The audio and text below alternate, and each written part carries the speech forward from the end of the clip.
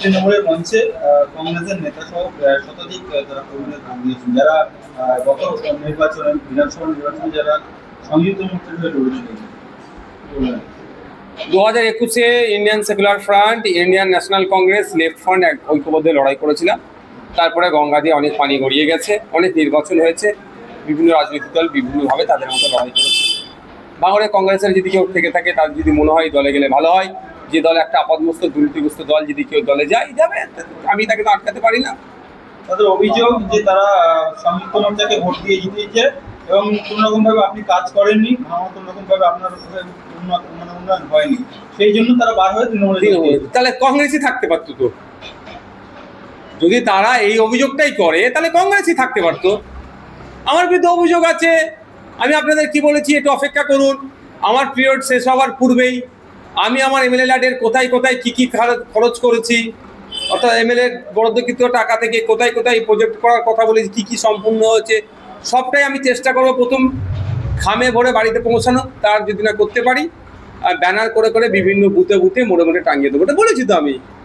তখন একটা কথা, সব যারা বলছেন কংগ্রেসের লাস্ট কটা মিটিং কবে করেছে যদি জিজ্ঞাসা করেন, তারা হয়তো ঠিকভাবে বলতে পারবে না। সুতরাং ওই সম্পর্কে বলে সময় নষ্ট করবো না আমি। বলছে শওকত মোল্লা আজকে মঞ্চ থেকে আবারও হুঁশিয়ারি দিয়ে বললেন দুই ভাইয়ের ঘুম হারাম করে দেবেন। আমার সত্যি বলতে গত রাত্রে খুব ভালো ঘুম হয়েছে, আজকে শরীর টায়ার্ড আছে। আমি ক্যানিং পশ্চিম গিয়েছিলাম, ভাঙড়ে বিভিন্নটায় গিয়েছি, এখনই ঘুম পেয়ে যাচ্ছে, শান্তির ঘুম আমরা ঘুমোচ্ছি। একটা কথা বলি, শওকত মোল্লা ডায়লগ দিলেও শওকত মোল্লা দলের নেত্রীর ঘুম কতটা ভালো হচ্ছে, কি আইসেট ফোবিয়াতে ভুগছে তারা, তাদেরকে জিজ্ঞাসা করুন।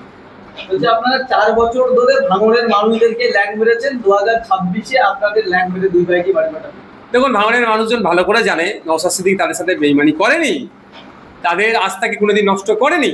যদি আমি ল্যাং মারা কাকে বলে, যে ভাঙড়ের মানুষের ভোট নিলাম, দল চেঞ্জ করে দিলাম, সে কাজ আমি করেছি। আমার উপরে অত্যাচার, আমার উপরে 19টা মামলা, একাধিক ধারাই মামলা, একাধিক বার জেল খাটিয়েছে, তারপরেও ভাঙড়ের মানুষের আমি আস্থাকে নষ্ট করিনি তো। ভাঙড়ের মানুষ বিশ্বাস করে আমাকে ভোট দিয়েছিল, শাসকের বিরুদ্ধে গিয়ে ভোট দিয়েছিল, তাদের ভোটকে আমি সম্মান এখনো জানিয়ে আসছি, শেষ দিন পর্যন্ত সম্মান জানাবো। ব্যাপারটা হচ্ছে শওকত মোল্লা সাহেব আতঙ্কে আছে, তো আতঙ্কে কি বলছে না বলছে ওনারা হুঁশ নেই। নিমের রাজ্য সভাপতি ইমরান সালাম কি বলছে, আইএসএফের মিটিং মিছিলের লোক হচ্ছে না, তাই তারা আসাদুদ্দিন হয়েছে ছবি এবং নাম পত্র ব্যবহার করছে, কি বলবেন? না, আমরা এরকম কোনো জায়গায় ওনার নাম ছবি ব্যবহার করিনি। উনি যথেষ্ট একজন ন্যাশনাল লেভেল লিডার, আমরা যথেষ্ট তাকে সম্মান দিই, আমরা ওই ধরনের কোনো ব্যবহার করি না। অবাঞ্ছিত মন্তব্য, হয়তো আক্রমণ ছাড়া কিছু। তিনি এটাও বলছেন যে 26-এ নির্বাচনে আইএসএফ শক্ত ঘাঁটিতে তারা প্রার্থী দেবে এবং সমস্ত আসনে তারা প্রার্থী দেবে, কি বলবেন? কে বারণ করেছে? ডেমোক্রেটিক কান্ট্রি, যেখানে ইচ্ছা যার ইচ্ছা প্রার্থী দেবে, এটা তো ডেমোক্রেসি। আমি তার খুব ডিরিবে ধরবো নাকি? কেন দিচ্ছ? এই 21শে বিধানসভায় জোট হয়নি বলে কি তাহলে কি মিমের সাথে কথা ছড়াছড়ি করছে? না, আমরা ছড়িয়ে নেই, কে করছে বলতে পারবো না।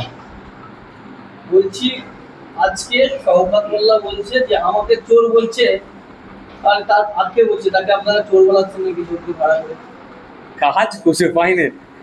গত 2 তারিখে তো আমাকে বলছে লোক ভাড়া করে, এই ভাড়া করার টাকাই আমার কাছে নেই, দিতে বলেন না। যদি কেউ কিছু পার্টি ফান্ডে টাকা পয়সা দেয়, পার্টি চালাতে অনেক কষ্ট হচ্ছে, ভাড়া করতে গেলে টাকা লাগে।